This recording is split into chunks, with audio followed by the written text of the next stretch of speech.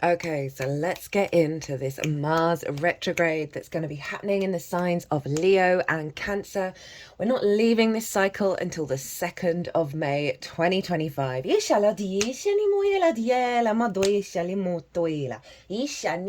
Mars retrograde's the least out of all of the planets, and so when it does happen, it's pretty damn powerful. Hello and welcome.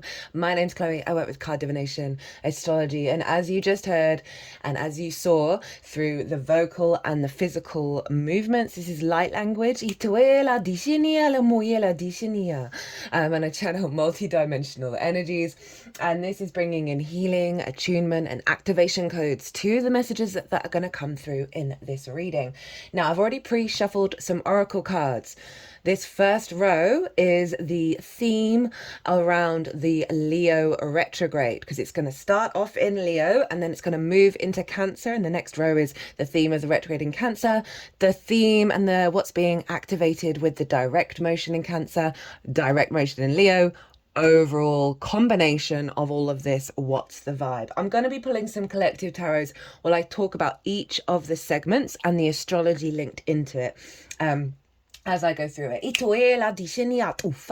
I'm recording this today on Thursday, which is Jupiter's day, and the moon is in Aquarius opposite Mars. So we've got some good alignment going on. We've got some bigger picture energy from Jupiter infusing this reading, and the ascendants in Aquarius as well. So I'm really doubling down on the intuitive connection to what Mars is up to by observing it by the other, right, in the 7th house. Now, we haven't had a Mars retrograde with Leo and Cancer for a very, very long time. The last time was just in Leo, and that was in 2009. There may be some themes that came up around that time of your life, if you were born, that are going to come up, that's not really good English, are going to re-emerge in this transit. That's not always the case. Big themes with a Mars retrograde in general, a revisiting and a revising of your motivation, your drive, and your action. Your independence as well. Mars is very independent. You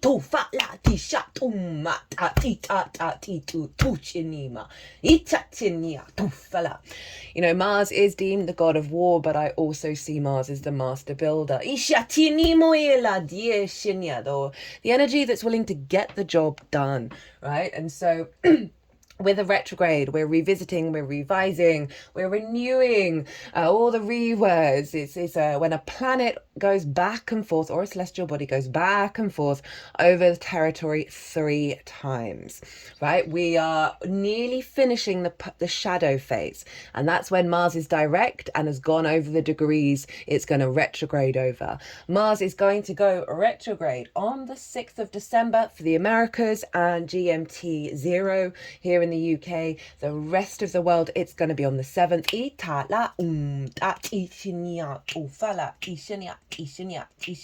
So for the Americas and the UK, coming down in terms of timeline.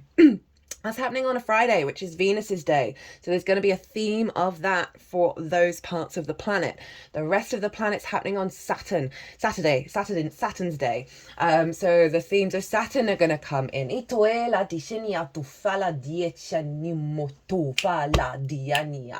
And as I said, this is a time when we reflect, when we go back and forth over old territory. We are looking to the past in order to understand how to move forward into the future. So wounds, difficulties, struggle buses with motivation, drive, and action, and how you build and what you want to build and what your drive to do so. That's there's stuff going to come up. There's no getting around it. And this can be situations that are like impinging on you in the present, as well as focusing and looking at the kind of inbuilt structures from conditioning, both social, collective, and personal, that may have diminished our inherent frequency to move, to be in a state of action, in a state of creation. I'm going to do an all 12 signs video series as well, where I'll be picking up on the themes of the houses that this is falling in for all of you lovely beings. Other themes with the retrograde, as I said, you're revisiting things in order to work through them, to bring depth and nuance to them. I see retrogrades as very yin in their nature, right? The great observer, where you cultivate, right? You're not rushing ahead, which is when planets are direct, that yang energy. You're allowing yourself time. You're allowing things to unfold, to be patient, to trust in the process. The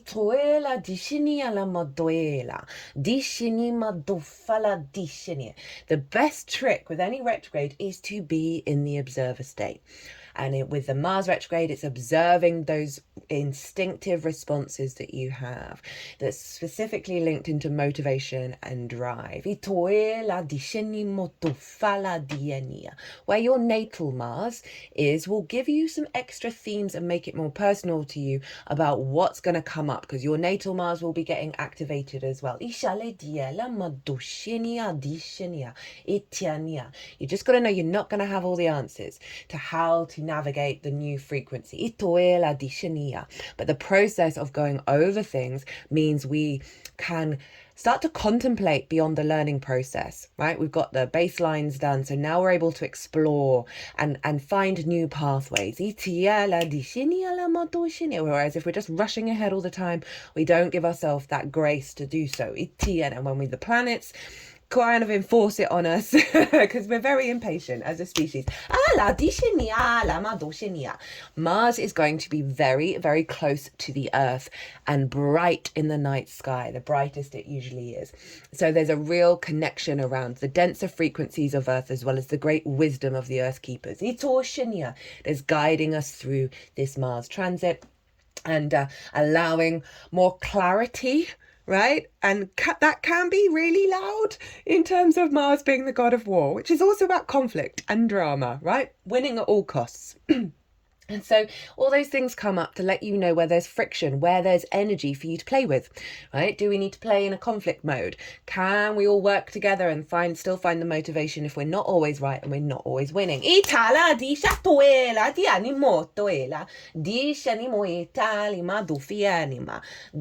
Now, Leo, ruled by the sun, rules the heart and the spine.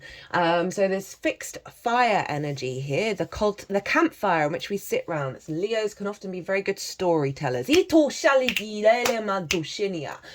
because they like the attention, but you can't blame them. They are ruled by the sun.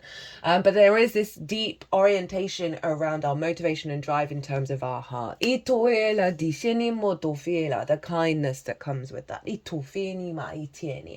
Cancer is ruled by the moon. So the two luminaries are governing this Mercury retrograde, which makes it incredibly personal, right? Our conscious and our unconscious realms, our vision, our purpose, our will, with our needs and whether they're being met or not, how we give and receive nourishment, and our intuition. These are getting a realignment, right? In terms of how we then put that into practice, into action, how we build in the 3D.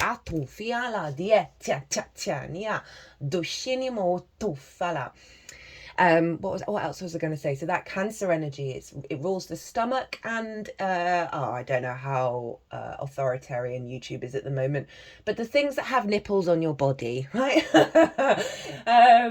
Dolly Parton's a great example of Cancer placements. Very loving, very maternal. The moon is often linked into the moon as well as the people, whereas the sun is linked into the father and the monarch. Right, so those are quite archetypal. That's not quite the word I wanted. Like as in old school, traditional, begins with an A. Someone in the comments put it. Antiquated. Yes, get in brain. Frequencies, but they are, stereotypes that do come into play. So you can see a lot of shifts around motivation and drive and action that may have been impacted by the father energy in your life, the paternal energy, the masculine energy, right? With that Leo sun vibe, not sex specific. And then the Cancer energy can see archetypally any wounds around the mother, the maternal energy, the feminine of sort of the dominant energy. Italia in your life, and again, not sex specific.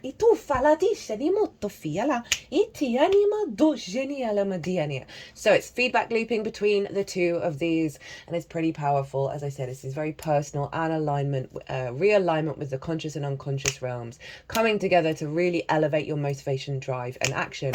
The last one we had was in Gemini. Absolutely love that retrograde. Got a lot of stuff done in that. Was helping recalibrate our openness and our curiosity to the world, right? And allowing our actions to be more mutable and more fluid. Oh, I forgot to mention, Cancer is cardinal. It likes to instigate things. It is part of the summer solstice in the northern hemisphere, the Cancer solstice. So it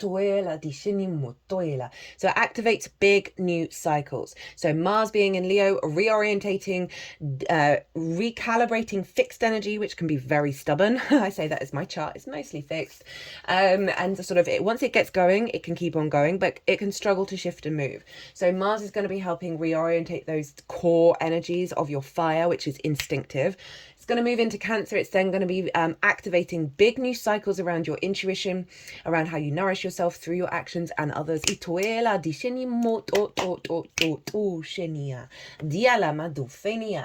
Right, so let's begin. I'm going to be talking about the main aspects for the Leo retrograde on the moment it retrogrades. So that's going to imprint for that retrograde cycle in the sign of Leo. As I talk about that, I'm going to be pulling a couple of tarot cards, and then we're going to bring in these 3 oracle cards as well and tie that all together. And we're going to go through in stages. So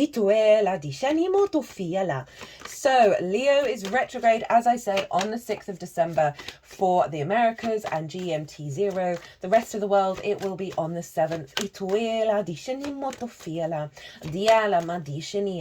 And at the time of the retrograde, Mars is opposite Pluto. I'm going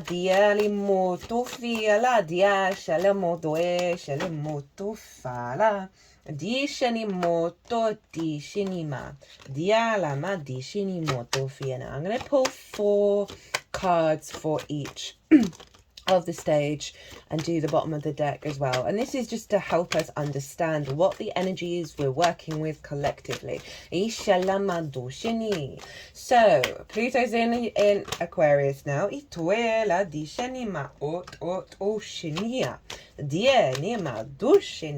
And with this Pluto-Mars opposition, right, that sort of revisiting and understanding the motivations of the heart, right, the actions of the heart, where we want to seek light and bring that light into the way that we take action, opposite Pluto. Now, Pluto can highlight things that are out of control. They can highlight possessiveness, obsession. It can really, really go to extremes, and that is because it just wants you to get neutral, right, because it's about the cycles of life, death, and rebirth, and it happens all the time, every single second, nanosecond of the universe.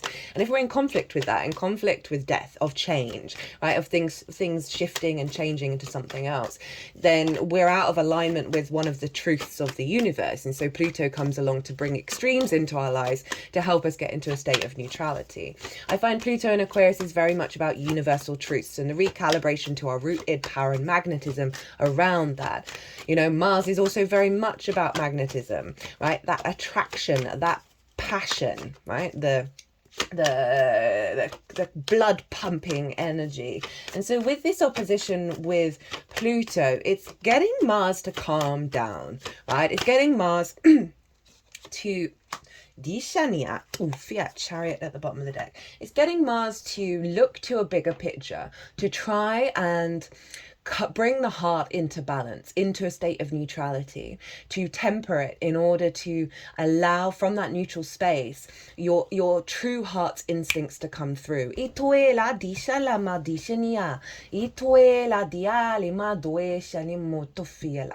know, the Aquarius energy is very much future thinking. It is about the collective. It can feel a little detached. It's ruled by Saturn, and that Leo energy is very not detached. It's very much the vibrancy of the individual, of the love between the family, the community. It's not so much we got to zoom out and disconnect from our emotions, from our heart, and get that higher perspective of Aquarius. And so I love this combination because it's allowing the bird's eye view to work with the heart space. And we're also, Leo rules the spine. Spine holds a lot of karma. So there's a sense of releasing a lot of karma through your motivations, your drives, your actions that have come from the ancestors, right? Pluto rules the dead, as well as old versions of self. So what you're going to see with the Mars retrograde is certainly a lot of situations coming up in regards to the sort of the struggling energy that Pluto brings to the surface, possession, obsession, control, right? A real sense of power and the distortions of power that are impacting. That can be relationships, that can be situations out in the world that's impacted how you move through the world. And it's going to highlight those things in order for you to work with them and shift through them. As well as highlight where you're headed in terms of that Aquarian energy via the heart, of the combination of what I said, of that universal frequency, that higher truth, that I just feel is like the frequency is just going to be amplifying your blood and your heart and the way that it pumps and draws you instinctively towards things that serve you. But with the retrograde, we're sort of elevating and also reconstituting old patterns. So the tarot that we've got 3 cards in reverse. We've got the Page of Wands, Page of Pentacles in reverse, Queen of Wands in reverse. And then we've got the Chariot and the Hanged Man, 2 major arcana. So let's look at these first angle. So we've got some fire here, not surprising. And then we've got some pentacles. Oh, wait, what else did I want to talk about?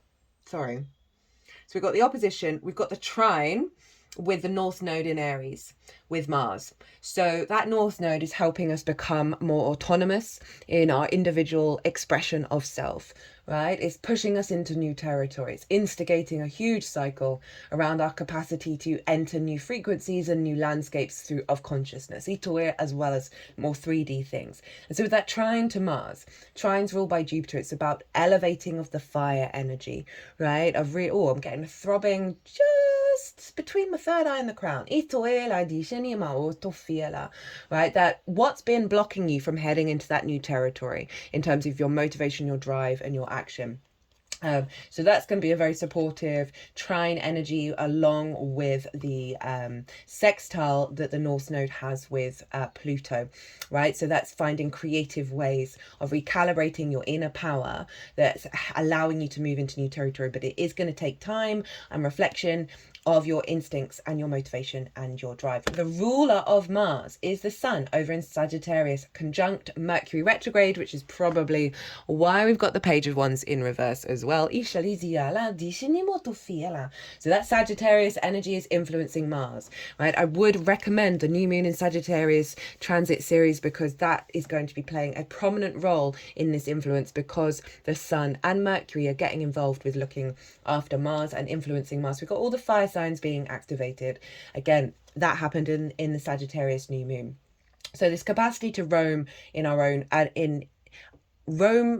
to activate a path that we can roam freely in with our own independence. So Page of Wands, Page of Pentacles in reverse. So the Page of Wands with the Page of Pentacles, okay, they're wanting the Page of Wands first. There's a sense of what I'm getting is missed frequencies, missed communication in the body that drives us forward into action, right? As well as in the mind, right? The whole vessel, that there's just blockages in the communication field of information transfer that sort of stops the impulse to take action, or funnels the impulse to take action around distorted frameworks.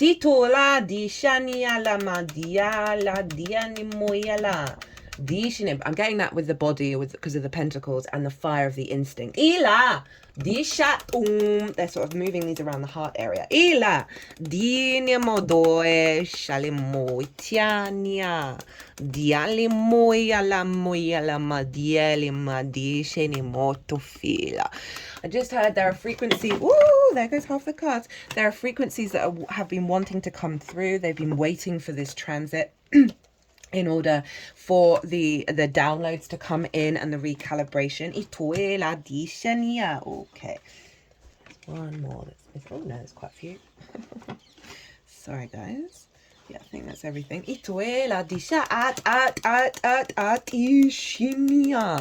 Ooh. And this is particularly relevant. So this is going to affect the Leo retrograde. The sun that rules Mars is in Sagittarius, which is ruled by Jupiter. And Jupiter is over in Gemini, ruled by Mercury. This is very similar to the Sagittarius new moon transit. That Jupiter and Mercury are ruling the whole chart. And so they're both retrograde. And this means a revisiting and a revising of our bigger picture and how we perceive information and what we do with it. And now this is funneling into Mars of how we take action around this transformation.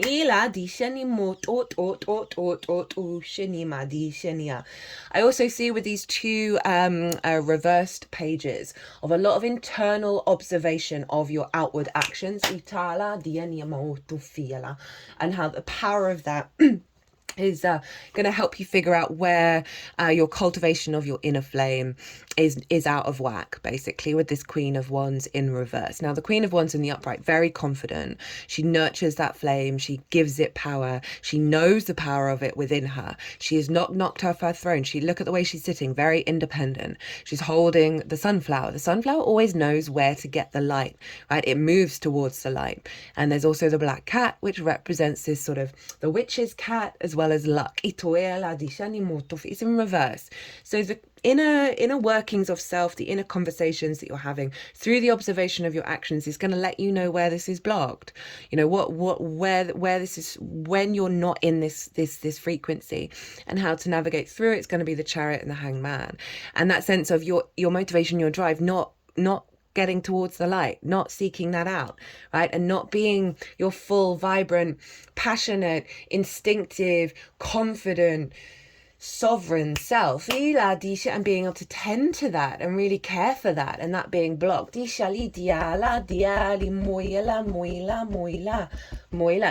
Chariot and the Hanged Man. We have, interestingly, the Cancer card come through along with Neptune. So the Hangman's wanting to come after the Chariot. The Chariot knows that every experience it's ever had has served as a resource to where it's at now and facilitating how it roams through the world in the present moment. It's not trying to control where it's going. You see, there are no reins.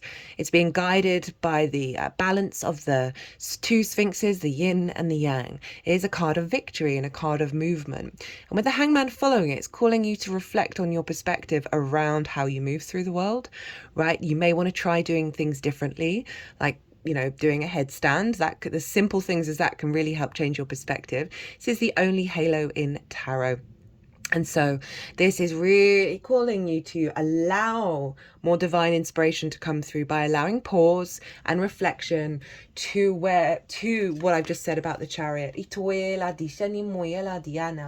Right, the Oracle cards for Mars retrograde in Leo. Now, I'm using 3 decks in this. I'm keeping it simple.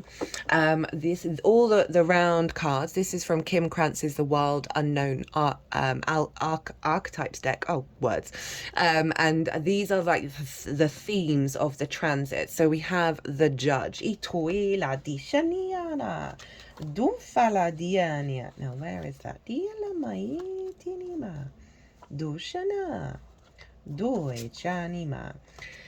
The Critic, the Diplomat. Remember, this is the theme for the retrograde.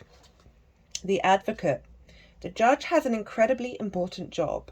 They work every waking hour of every day, helping us discern what is safe, true, and just. When this archetype remains unconscious or is captivated by fear, wise discernment turns into painful judgment of self and other. Ironically, the judge's energy can be the seed of racism, bigotry, and fear-mongering.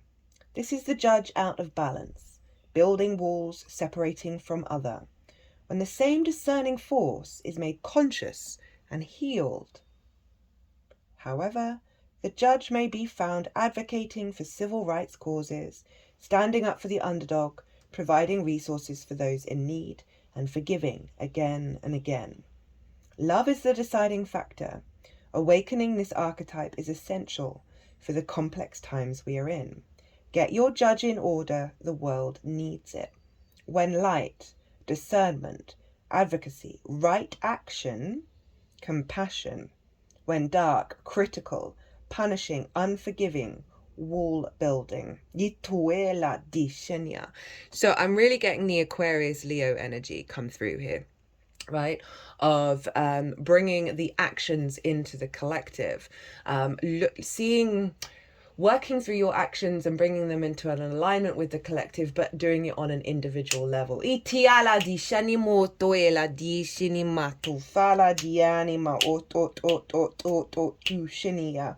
standing up for the underdog. Mars is very independent.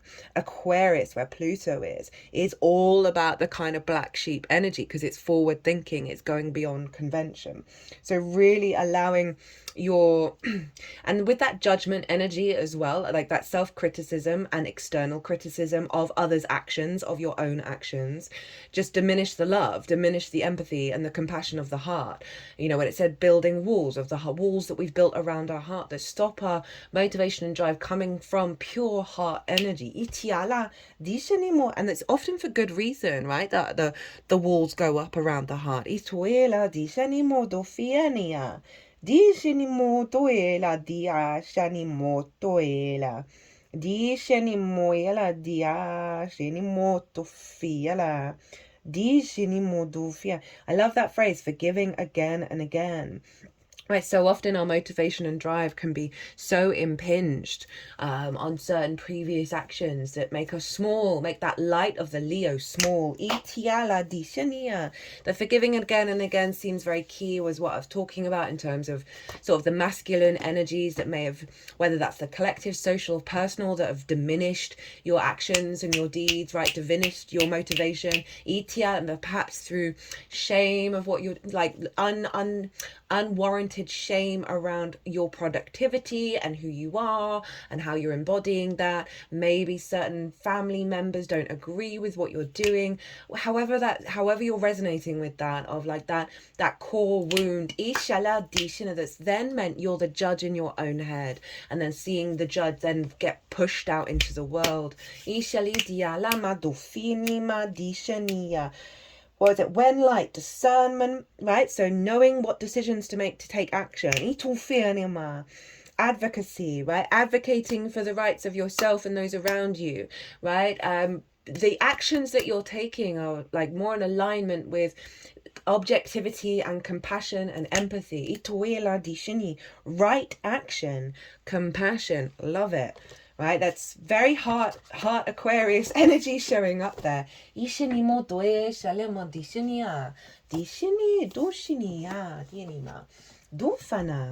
Next up is from the Oracle What We've Forgotten by Amy Miranda. All the oracles are in all the oracle decks. I might have to do this as a two-parter actually. All the oracle decks are in the description box if any of them take your fancy. So we have Transmutation. Transmutation tent. The practice of alchemy began as a treasure hunt, rooted in the transmutation of metal using the 5 elements. Transmutation is defined as changing or altering an element in form, appearance, or nature, and especially to a higher form.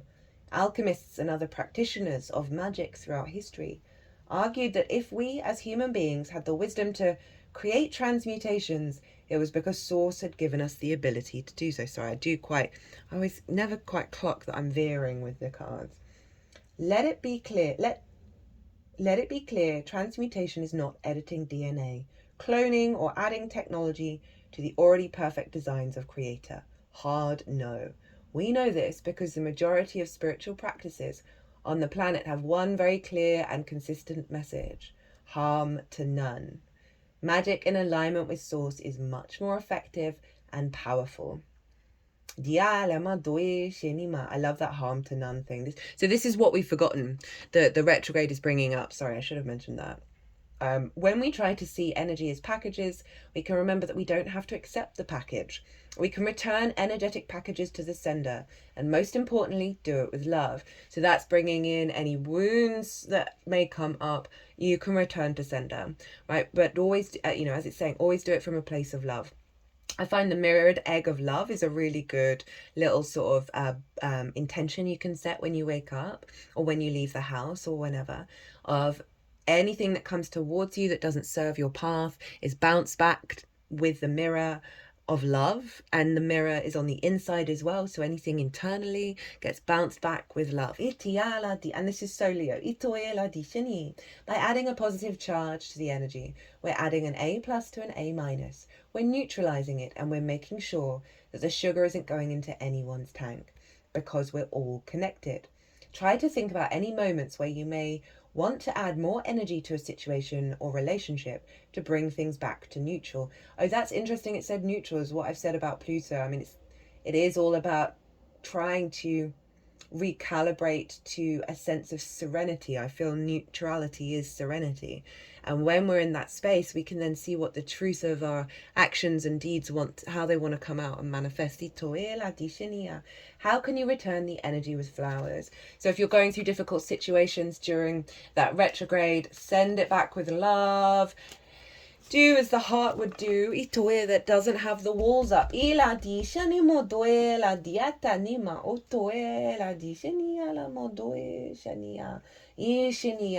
the observation around actions of harm to self, to others, and the capacity to transmute your energy, to shift that energy and evolve it. Right, we've got the crocodile. This is from Kim Kranz's the Animal Spirit Oracle. So this is our animal spirit to work with the Mars retrograde in Leo. I'm going to put the dates in the description box as well, so you can know when the shift's happening. Resting, submerging, collecting energy, cooling off. The crocodile reminds us to step back from the external world and turn inward. Very appropriate for a retrograde energy. Now is not the time for decisions, action, or discussion. The crocodile's mantra is wait. This doesn't mean lying around hoping life challenges will disappear. The crocodile is much smarter than that. It means intentionally withdrawing, gathering our awareness, observing and building energy. Fill up the vital reserves even, so your next move comes from a place of wisdom and power. Feeling this. When in balance, wise, patient, a silent powerhouse. When out of balance, feels stuck, lashes out. To bring into balance, rest. Oh,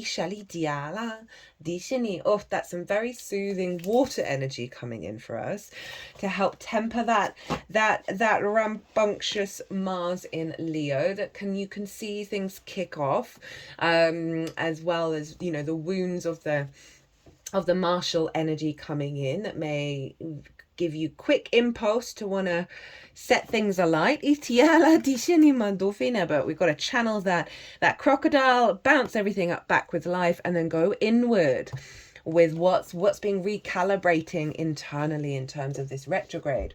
So just going to pause for a second and get the chart up for Mars moving into Cancer. So Mars, I just feel called to put these cards back in the deck. So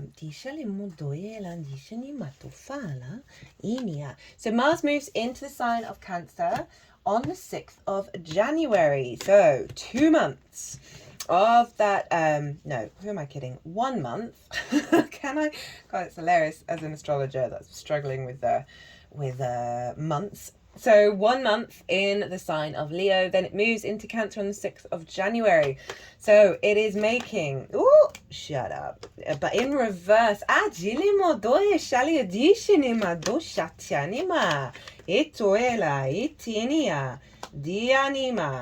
we've got quite a few here. Now we'll see if they want to come through again. All right, all the cards have wanted to come through. Judgment at the bottom of the deck. So Mars is in Cancer, as I said at the beginning, ruled by the moon, right? Cardinal energy, water, your personal connection to water, your intuition, your emotional body, your flow state. Your emotions.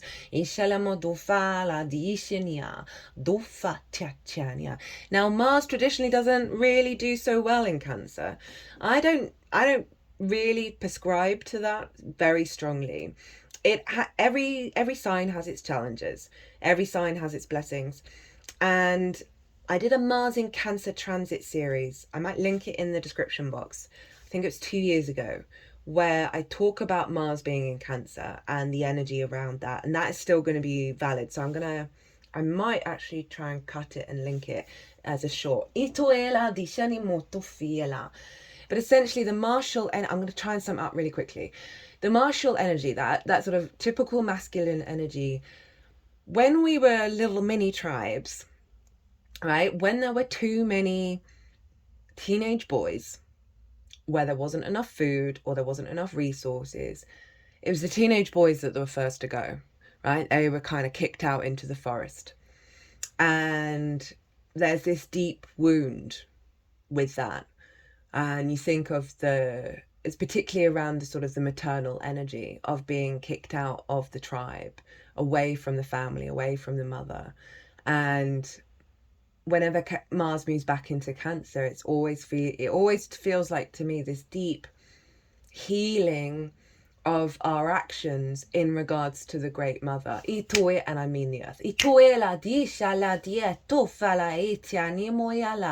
Ishatiela motoela dishetiani mototoela totoela inia toetiani ma toechatiania. And so that you can apply on sort of the macro and the micro level. As well as like just flow state, intuitive flow state, figuring things out really quickly when you're in the process of acting on it. Love it. Absolutely love Mars in Cancer. It's retrograde. So it is at the moment it retrogrades into the sign of Cancer. And so this frequency is going to imprint into the theme of Mars being in Cancer. Is a trine with Neptune, who will have gone direct by this time. And Neptune in Pisces, I'm here for it. Mars trine Neptune. Mars being retrograde, a revisiting and a revising around our intuitive emotional body and the actions that we take from them that have limited our capacity to engage in the magical reality that we actually live in. So we're going to be working through some blocks there.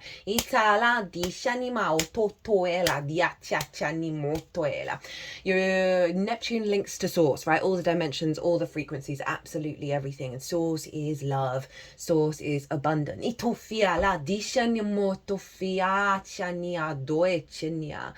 You know, Mars in a yin sign can be very defensive, of like doing the work that you need to do in order to protect yourself from any attack, not necessarily instigating it. So it can be survival mechanism, a fear mechanism.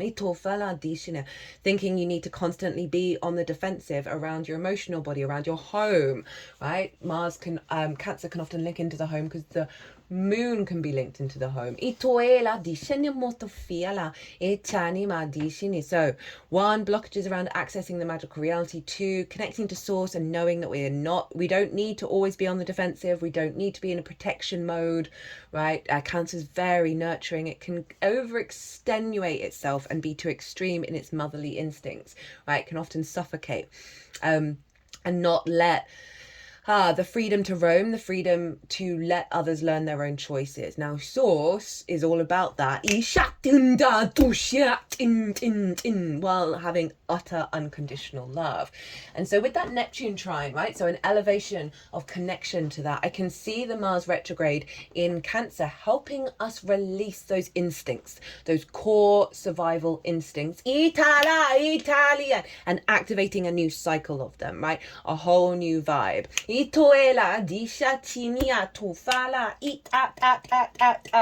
Mars is also square Black Moon Lilith over in Libra, as well as Vesta. It's an out of sign square in Scorpio, right? Black Moon Lilith is about respect, honor, dignity, equality when it comes to being in partnership. Doesn't just have to be romantic, right? It's about standing eye to eye and respecting what you're engaging with. You don't have to agree with each other, but you shouldn't be limiting each other for no good reason, right? So say someone tells you you cannot do a thing and you're like, why? And they don't give you a reason and there is no good reason, and they still stand by it even though you're like, this is ridiculous.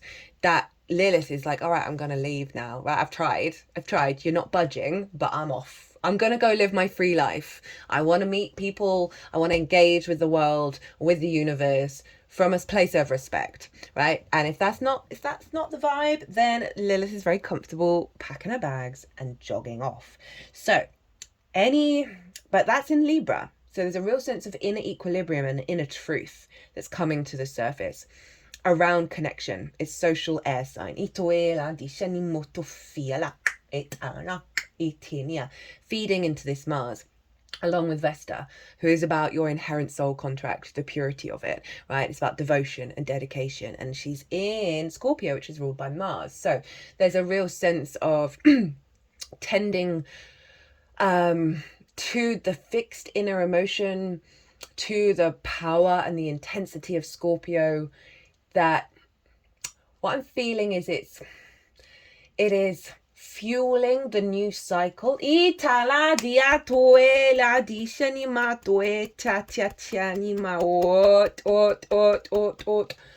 it's allowing that emotional body to recalibrate back to its power. Not self-sacrificing, not self-serving in a way that actually is diminishing your energy. It's this capacity to act from a place of heightened emotional intuition that is drawing towards you relationships with you and anything other than yourself, with that Libra energy that is more in line with respect and equality, healthy conversations, healthy debate, real confidence in each individual working together.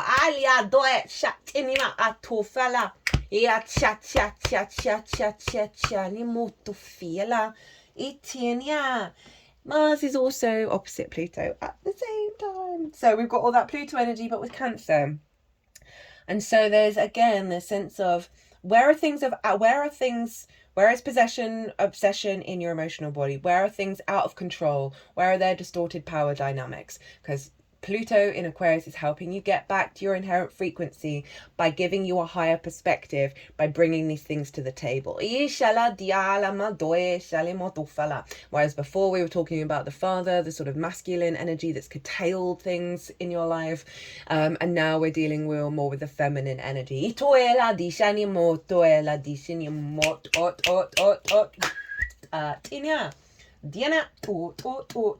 To bring in a more right use of power. So let's get in. Oh, wait. Final thing. How are we doing for time? Oh, we're all right. I'm going to cut it off here and then do this in a part 2. The moon rules Cancer. Where's the moon? The moon is over in Aries. So it's close to the North Node. And Aries is ruled by Mars. This is what's called mutual reception. So they're in each other's realms. They're supporting each other's journey.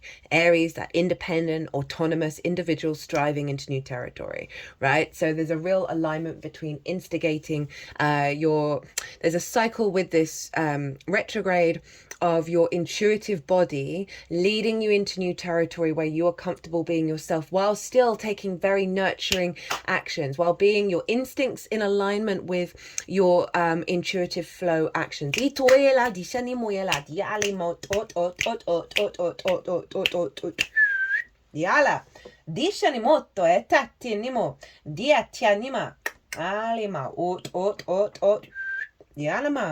So the tarot, I don't often put cards back when I'm doing big collective spreads, but here we have the Chariot in reverse. As I said, this is the Cancer's card. So again, this is the reflection of where you are not, where you are holding on, where you are trying to control, where you're in regret of what may have happened in the past, where you're out of balance in your masculine and feminine yin and yang energies. Itoela, where you do not feel victorious, where you feel stuck in your capacity to move through the world. Itoela dishali moto to shenia. Dishani moyela dishani matufala ina dina motoela dishanima. And then we have the Queen of Cups, right? And the Queen of Cups is all about serenity. She is so at peace with where she's at. She's turning into her environment, but she can see into the future. She can see far and wide, and she's not fearful. As I said, she's serene. So there's something blocking this energy, right? There's going to come up over this retrograde. You know, the Queen of Cups is very nurturing, is very loving. Perhaps this is in your life and you can't see it. Ala diali moyela, dishali moyela, diala mai tiali maela. There's still something going on with my head, and I'm thinking of that moon in Aries. Itiala diali moto fiala. Yeah, there's a blockage of being able to receive the Queen of Cups in her full vibrancy. Itoela dishani moyela. Whether that's externally or your internal emotional body, as well as everything that I said about Mars being a bit on the defensive in the sign of Cancer. And this, you know, this Queen of Cups, she's like, she doesn't need to prepare because she knows she's going to do what she needs to do when she needs to do it, right? And what's coming in the future isn't something that she needs to be scared about, right? So it's really helping you get out of the blocked mindset. And the Queen of Cups can be often very much linked into mother wounds. She can be hypersensitive, right, and sort of cloying. And I very rarely read those for the Queen of Cups. How to work with this energy. We have the Empress, the Ace of Swords, and we have Pluto at the bottom of the deck. So the Empress is Venus. And so there's a real sense of asking you to focus on creation energy, on the pleasure that you find in your 3D existence, right? Rather than the fear mindset, rather than the blockages, right? Of fertility, of every act is an act of creation, right? Of enjoying this 3D experience, right? That Cancer energy can get very lost in its emotions, can feel very overwhelmed, over hypersensitive. And I feel like when you just tap back into your love, your joy, your play, even for a second, that tempers the emotional responses and really helps start to help you walk down a path of creation. It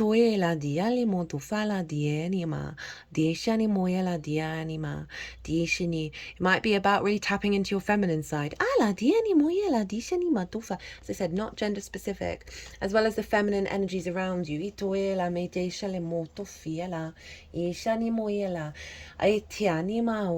So to kind of get out of the blockages, it's calling you to create and look at the world from a more abundant space, right? From a space of fertility rather than from a space of limitations. And put it into practice, right? That Mars of action. We have the Ace of Swords. You know, you're going to get a lot of downloads during this, right? There's going to be a lot of clarity around your own sovereignty, right? And your sort of personal psychic energy, right? Of getting a lot more clarity of what that Cancer energy means to you and how to work with it on an individual level. I'm getting very personal vibes here.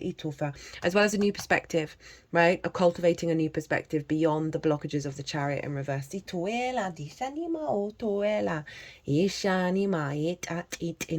With Judgment at the bottom of the deck, this is highlighting the transformation of the self, right? Via old versions of self. These are the dead, which can be the old versions of self as well as the ancestors, right? There's a resurrection going on. There's deep healing, and there's a sort of a releasing in the energy field that's allowing you to ascend beyond the limitations of the Cancerian energy, right? And that's in your emotional body. It's your moon. Look to where your moon is in your natal chart. That's going to give you themes of what's influencing Mars as well. I have mine in the 7th. As well as the transits of the moon, obviously.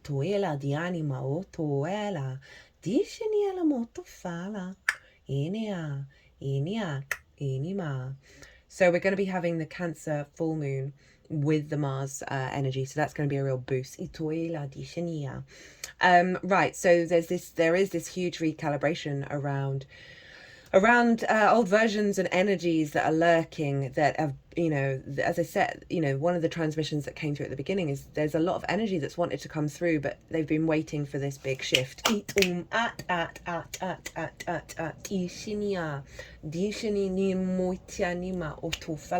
Okay, so oracle cards. Diala dishinima dishini dufala dishinima otoela. We have first up the dead end. Oof. Diana,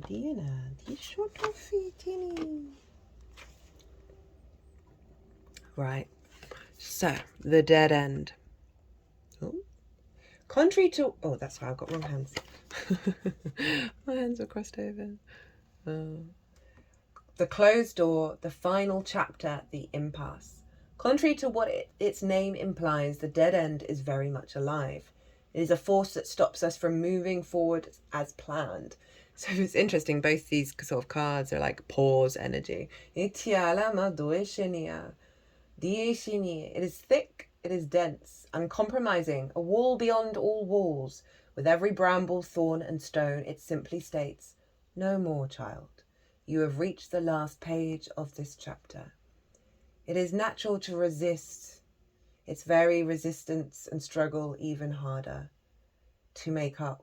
It is natural to resist its very resistance and struggle even harder to make our way, to prove our point, to hold on to what was. Oh, this is so linked into that sort of wound with Mars. In this way, we fight with life itself. From a mythic perspective, the end you face is very much the beginning. There are doors opening all around you, just not the one you planned on walking through. If you are honest and courageous enough to accept, adjust, and adapt, the dead end becomes known as life's beginning. When light, acceptance, humility, relief, reverence for change. When dark, inertia, stuckness, tension, unconscious gripping. Itoela, dishinimoto fiela. Note that in most stories and movies, the moment the protagonist reaches the dead end, something riveting happens. You are the protagonist. Itoela dishinima. Reflect on dead ends in your past that led to unimaginable wonders. The moment you accept the ending, a feeling of grace will arise. Doors begin to open both inside you and in the world. That is so perfect for the retrograde, of like the acknowledgement that there's such big energy that's closing out, ituela, only to open up to a more expansive, intuitive flow with yourself and the way that you commune with others, right? It just feels like the third eye is just getting blown wide open and then showing up through your actions and your deeds. Dishana. Woo! Okay, we have illumination following that dead end. Itoela. Dishani motofala. Itania. So this is what we've forgotten that the retrograde is helping remind us of. Ituela, working on our light moves.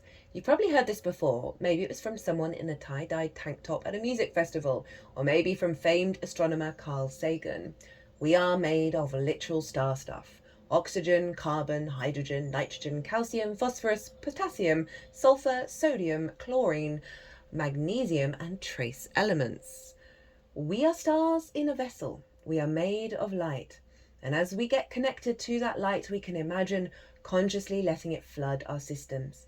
You might imagine that it's coming in through the top of your head, from somewhere beyond the stars. You might imagine that it's like water and it's moving through you like a wave. Imagine what parts of your body or life may need to be illuminated with a light of infinite knowledge and unconditional love.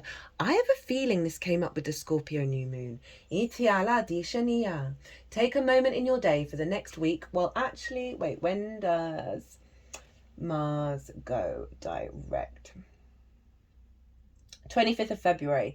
So a month and, can I do maths? 18 days. You want to do this? To acknowledge the science of your being and fuel yourself with the light of the stars.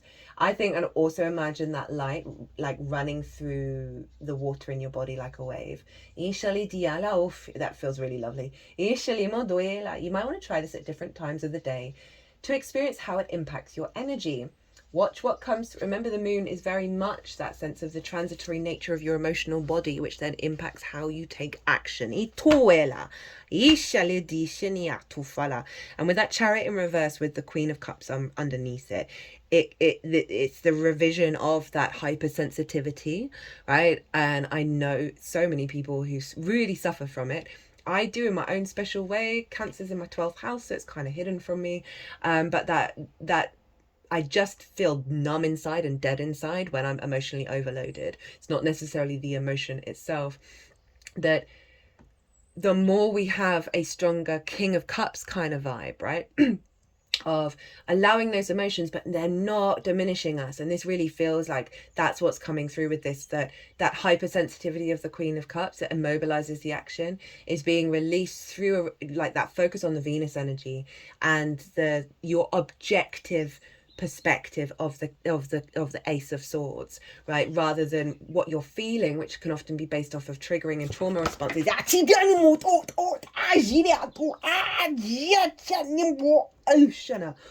Oh, that was really strange. They sort of clawed my hands in like that, like both of them in. They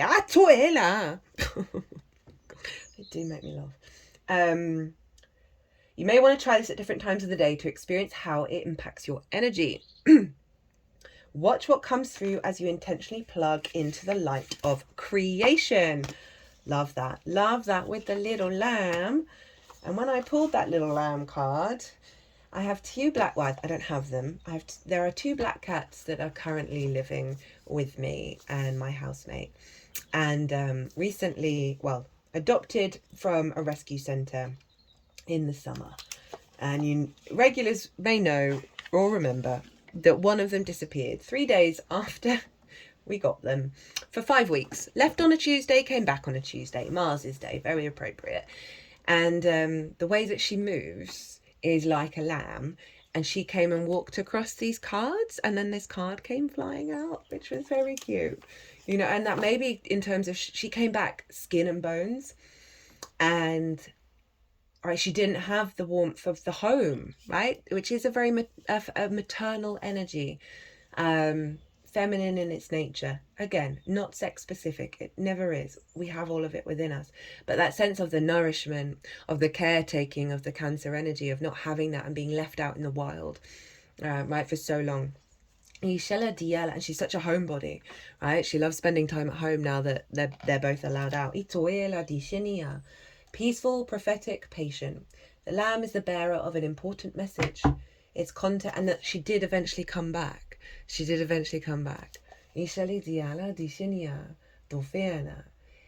contents can only be heard when a deep level of quiet. And recently,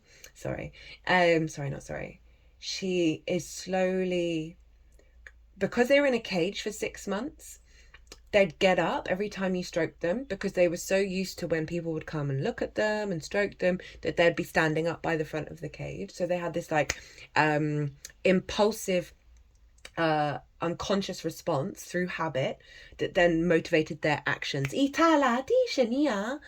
so it's taken quite some time, especially this little one she gets very easily distracted and she's got a lot of energy, of always getting up every time she was stroked, even if she was asleep, not asleep, but lying down and curled up. And over the last 2 days, it's getting to the point, she's really getting to the point where she won't get up as quickly as she used to when she's being stroked. And 3 times this morning, while she was sitting on my bed, while I was stroking her, she then naturally revealed her belly, which is such a vulnerable thing for cats to do. And she would let me stroke it, and she'd get up, but I've been allowed to stroke her belly a couple of times, and each time it's getting longer and longer. I think all of this is quite relevant in terms of the belly and the stomach and the vulnerability, and allowing that maternal energy to be taken care of and loved to come in. Oh, it's making me want to cry. And this is the journey all related to that martial energy, of what our instincts allow us to do when it comes to receiving love and receiving nourishment. Lam energy is the honest guidance you hear from an old friend, a young child, or sometimes a surprising stranger. Though the lamb's message may channel through another person, the wisdom resonates within you. It will repeat and reverberate until you listen. Approach this gentle creature with the utmost patience and reverence. Truth is a gift. Sit still, listen, receive. When in balance, knowingness, inner peace. When out of balance, quiet, timid, concerned. To bring into balance, meditation and listening. So interestingly, we have an animal totem, two that are both about pause. I really love that, of the peacefulness and the wisdom's coming through. And that feels like the Venus of just sitting in nature and getting the divine inspiration, being in nature, hearing what nature's got to say to you, right? In terms of the lamb energy. And also, the Empress energy is about, she's kind of pregnant in the card of like, of birthing something new into the world. As well as the children or people who embody that sort of very childlike wisdom. And your inner child. Sorry for the very loud. The energies often aren't very mindful of the sensitivity of people's ears. So the child, the inner child, the wound of the inner child. Right, I'm going to leave it there. That kind of brought that in really beautifully, full circle. So I'm going to pause this. Well, I'm going to stop recording. And then there's going to be a part 2 that's going to come out following this. So I hope you enjoyed this reading. As I said, there's going to be an all 12 sign series as well. Give you a closer understanding to whatever sign you're checking into. If you want a personal reading, perhaps a deep dive on the Mars retrograde. It's been a while since we've had a Mars retrograde. If you've got Mars retrograde in your chart, you are going to be acting as a vehicle for this Mars retrograde, right? You're going to probably have a bit more momentum than everybody else. I hope you enjoyed. If you did, please hit that like button. It brings me so much joy. Be good to yourselves, be good to those around you, safe travels, and be well until we meet again.